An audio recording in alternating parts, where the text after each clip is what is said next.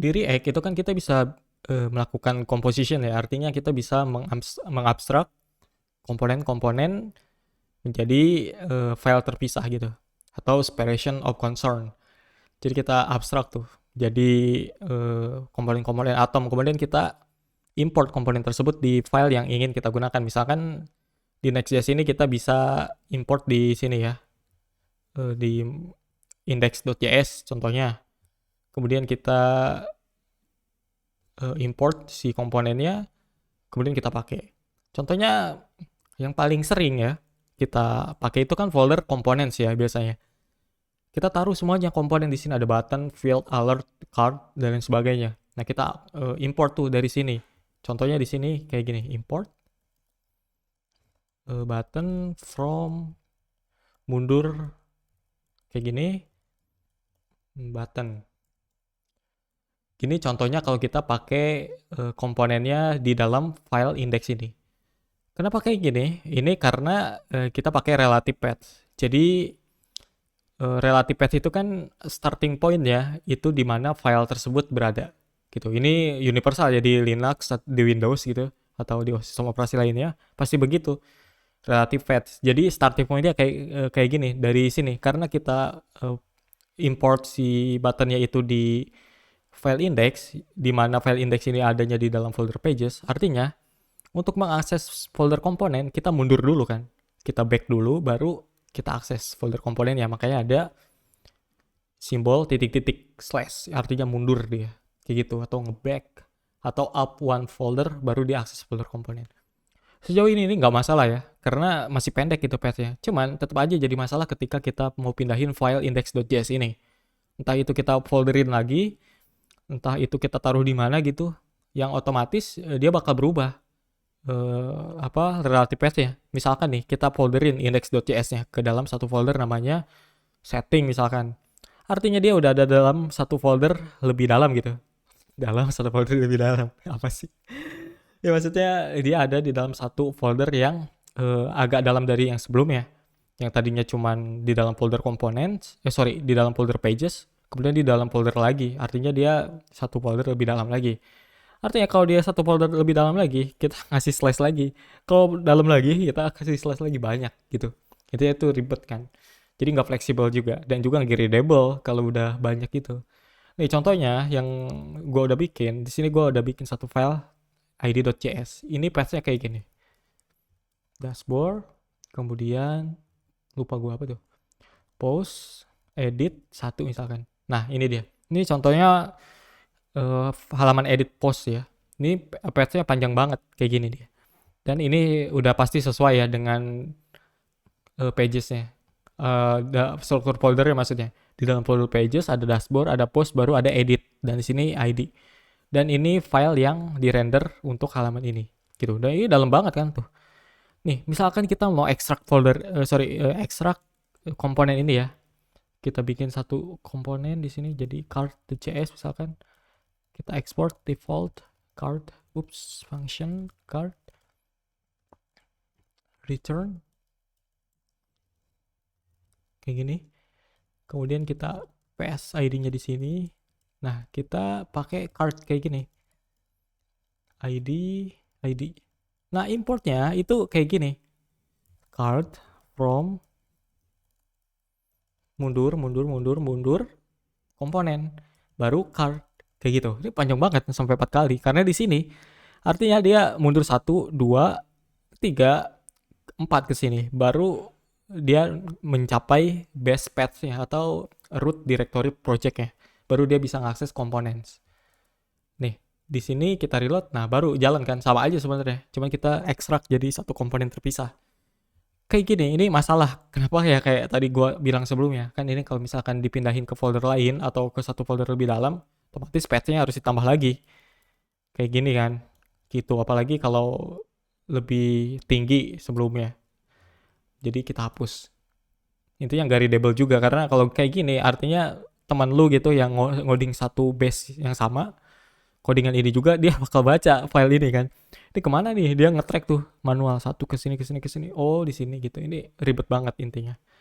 Gitu ya. Nah, terlepas dari masalah-masalah tadi, sebenarnya ada masalah, sebenarnya ada solusi yang mengatasi masalah ini gitu, yang lebih elegan lah supaya kita nulisnya nggak begini. Kalau di Next.js itu kita bisa pakai yang namanya absolute import alias path. Jadi kita bikin alias path gitu, path alias. Jadi kita bikin alias untuk jalur foldernya seolah-olah itu jadi absolute path. Kalau absolute path itu udah jelas. Kayak gini misalkan home, dokumen, bla bla bla gitu. Jelas dia dari root ke folder home, dokumen, bla bla bla gitu. Karena dia di sini ada slash. Udah pasti absolute. Absolute lain yaitu contohnya yang lain itu absolute ya pakai HTTP atau file titik dua itu absolute. Jadi jelas ya mau dipindahin kemanapun filenya dia bakal tetap nge-pointing ke path yang sama karena absolute ya. Kalau relatif dia kan starting pointnya yaitu di mana posisi filenya berada. Nah makanya ribet tuh kalau kita pindah-pindahin. Makanya kalau di PHP gitu kan itu seringkali orang pakai base dir atau dir kayak gini nih konstan dir. Kalau gua gak salah ya atau gua masih inget gitu pokoknya kayak gini. Nah tuh kalau di Node kayak gini misalkan. Nah semacam itulah artinya dia mau ngambil base pathnya supaya jadi absolute ketimbang pakai relatif. Nah sekarang kita pakai config yang namanya JS config. Jadi kalau kita bikin JS config ke JSON si compiler Next.js-nya dia bakal ngebaca konfigurasi ini. Nah, kalau lu pakai TypeScript itu bisa pakai tsconfig.json ya, ketimbang pakai JS-config. Kita tulis JSON-nya di sini compiler option. Kemudian di sini ada bs URL. Di sini kita belum pakai alias ya, kita bikin yang simple dulu. Kalau kita bikin kayak gini, kemudian kita restart. Nih, kita restart.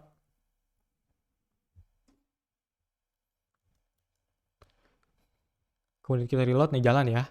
Nah, sebenarnya kita kalau udah pakai ini, itu kita bisa hapus ininya. Kita save, kita reload, dia tetap jalan. Artinya di sini kita nggak perlu lagi pakai slash mundur lagi, karena kita udah pakai base URL titik ini. Jadi si compiler option ini ngasih tahu ke si compiler Next.js-nya bahwa base path-nya itu ya ini, si file ini nih, si folder ini nih yang sejajar dengan JS-config. Jadi apapun yang kita import itu seolah-olah kita ngimportnya dari sejajar ini nih, Next.config, package.json, JS-config, ESLint, bla bla bla yang ada di sini. Jadi kita bukan lagi ngimportnya di sini. Starting point-nya nggak lagi di sini, tapi di sini. Udah sejajar dengan JS-config. Ya simpelnya dia udah starting point-nya itu udah di base path foldernya atau di base project-nya gitu. Jadi nggak perlu lagi kita pakai mundur-mundur karena starting point-nya aja udah di sini kan. Jadi tinggal akses aja foldernya gitu. Itu salah satu yang simpelnya. Tapi di sini sebenarnya masih relatif juga. Karena kita masih masuk ke si folder komponennya. Nah, simpelnya tuh karena kita nggak pakai alias sih. Jadi kalau kita ganti gitu, itu bakal misalkan si folder komponennya diganti gitu, ya itu kita bakal ganti satu-satu juga. Kayak gitu. Simpelnya kayak gitu. Tapi sampai saat ini atau sampai sejauh ini udah bagus ketimbang yang sebelumnya kan. Ini udah lebih ya nggak serelatif sebelumnya kan. Kita mundur-mundur dulu gitu. Ini sebenarnya sama-sama relatif cuman kita dikasih tahu aja base URL-nya ke sini gitu. Ke si base path project-nya. Itu dia. Nah, sekarang untuk bikin ini kayak gini. Apa sih namanya lupa gua. Paths. Kemudian di sini misalkan kita mau bikin kayak gini components wildcard. Di sini array. Nah, kita kasih tahu nih di mana foldernya. Kita save, kemudian kita restart. Nah, sekarang yang ini kan jalan ya. Nah, kita bisa ganti jadi /komponen gini. Kita reload tetap jalan. Jadi kita pakai alias sekarang. Kalau mau import file dari komponen atau dari folder komponen, kita pakai cara ini. /komponen/ nama file ya, card kah, button, alert segala macam. Artinya kita udah ngasih alias nih, ngasih tahu si Next.js, hey Next.js, kalau saya import dari sini, Artinya saya pengen ngambil file yang ada di sini. Gitu kayak dikasih jalur alias lah kalau lu pakai kayak di Linux gitu. Yang namanya alias sudah pasti makanan sehari-hari kan. Kita aliasin sudo jadi please gitu. Aliasin titik-titik jadi cd titik-titik gitu supaya simple. Itu sebenarnya ini aliasnya. Jadi seolah-olah absolute import. Jadi sebenarnya kalau kita pakai base URL aja ini udah kelihatan absolute importnya kan. Karena kita nggak lagi pakai slash mundur gitu. Karena udah dikasih tahu starting pointnya itu di root projectnya ini, di folder project yang ini. Gitu. Jadi kita nggak perlu lagi slash. Yang awalnya kita starting pointnya di sini sesuai filenya. Kalau di post ya starting pointnya di sini artinya mundur-mundur juga. Nah, sekarang kalau kita pakai base URL itu langsung dikasih tahu nih starting pointnya di sini. Jadi lu langsung aja tuh mau ngakses apa, komponen kah, pages, yang lainnya kah, gitu. Jadi tinggal kayak gitu. Yang sebelumnya tuh udah absolute secara definitif gitu. Cuman supaya lebih updo lagi absolutnya kita pakai alias supaya lebih elegan kalau menurut gua. Ini juga kita bisa bikin multiple. Kayak misalkan kita bikin satu libs gitu, folder libs untuk helper ini, helpers atau utils biasanya. Kayak gitu.